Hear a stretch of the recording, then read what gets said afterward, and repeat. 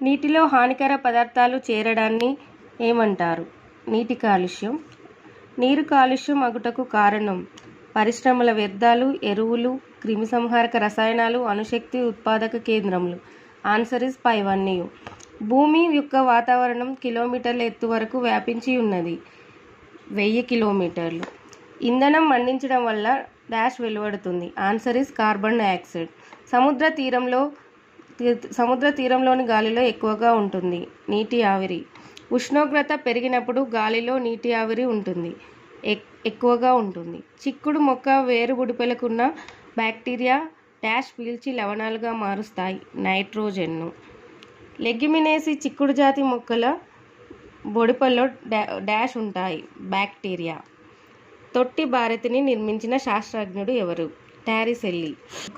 వాతావరణ పీడనము కొలవడానికి ఉపయోగించే సాధనము బారమితి.